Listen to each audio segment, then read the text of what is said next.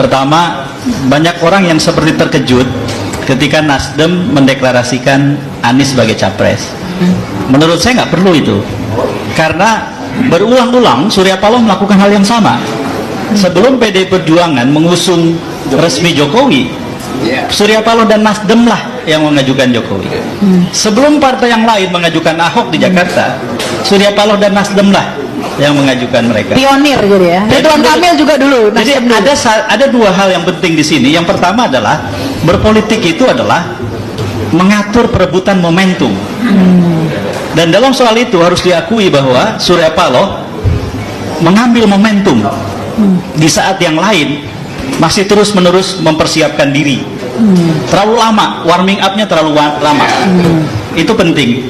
Lalu kemudian yang kedua, yang menurut saya juga penting dalam kaitan dengan ini bahwa adalah ketika kemudian nama Anies diajukan oleh Nasdem, ada satu perbedaan yang harus kita garis bawahi di antara Anies dengan Jokowi.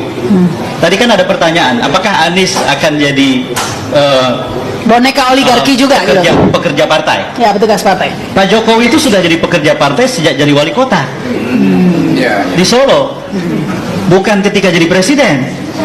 Dan Anies berhasil tidak jadi pekerja partai selama 5 tahun jadi gubernur. Wah, poin bagus ini. Ini penting menurut saya untuk digarisbawahi supaya diskusi kita seimbang. Membandingkan itu kan harus begitu. Sekarang oligarki, tidak ada negara demokrasi di dunia yang tidak punya oligarki. Ya, betul. Problemnya adalah kepemimpinan yang berhasil dalam demokrasi adalah yang mengendalikan oligarki, bukan yang dikendalikan oligarki. Jadi harapan kita ke depan adalah ada presiden kita di masa yang akan datang ini yang bukan jadi alatnya oligarki, tapi dia mengendalikan oligarki. Bagaimana caranya? Pertama, ini harus jadi urusan saya dengan Anies nih. Urusan saya dengan Anies bukan urusan sebagai supporter. Urusan saya dengan Anies atau calon presiden yang lain sebagai voter. Kalau sebagai supporter, apapun yang dia kerjakan salah atau benar didukung, itulah supporter. Tapi kalau sebagai voter, orang yang habis memilih, pada hari selesai dia memilih, dia mengubah posisinya menjadi penagih janji. Ketika yang bersangkutan melanggar janji yang dia ajukan selama kampanye, maka orang itu harus di barisan yang terdepan untuk melawan.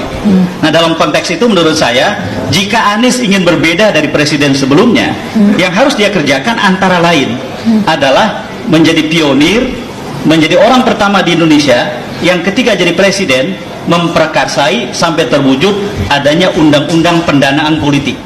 Nah, itu. Undang-undang pendanaan politik, political financing. Indonesia tidak punya itu. Tidak punya itu. Memang ada aturan tentang politik, money politik di mana-mana tersebar, tidak pernah ada yang ditegakkan. Di Indonesia harus ada presiden yang berani mengambil posisi tidak konflik of interest dengan persoalan yang dibahas ini. Selama ini tidak ada yang berani. Selain itu juga 0% itu juga biangnya. Nah, menurut saya kalau ada undang-undang pendanaan politik, maka kemudian banyak sekali hal yang bisa dipersehat. Karena di banyak demokrasi, undang-undang pendanaan politik itu antara lain mengatur misalnya soal bagaimana uang dalam kegiatan politik dikumpulkan. Bukan hanya jumlahnya, tapi transparansinya, akuntabilitasnya. Lalu kemudian yang kedua, bagaimana uang dalam urusan politik dikeluarkan. Dalam demokrasi yang sehat, tidak boleh ada orang yang duitnya tidak berseri, membuat iklan setiap hari, menghabiskan frekuensi publik di televisi, sementara tidak ada kandidat yang lain bisa menyaingi dia. Tidak boleh. Harus ada aturan itu. Lalu kemudian yang ketiga adalah larangan atau mengharamkan repayment. Tidak boleh ada orang membantu kampanye seorang kandidat, setelah itu ada kebijakan-kebijakan yang berpihak pada yang bersangkutan. Nggak boleh itu.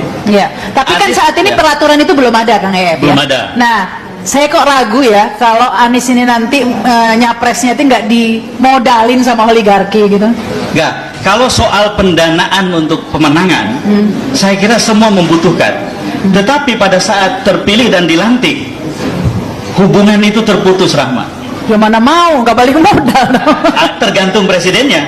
Selama ini kita punya dua presiden yang seperti Rahma bayangkan itu, seperti yang Rahma simpulkan. Maka Indonesia yang berubah harus dimulai pada saat pelantikan presiden. Presidennya tidak mau bilang begitu. Ya. Itulah yang kita butuhkan. Jadi harus dari awal Anies bilang, Anda boleh bantu saya supaya kita sama-sama memperjuangkan Indonesia yang lebih baik. Bukan Anda membantu saya supaya kebijakan saya berpihak sama Anda gitu. Itu harus jadi kesepakatan antara Anies dengan semua yang membantu.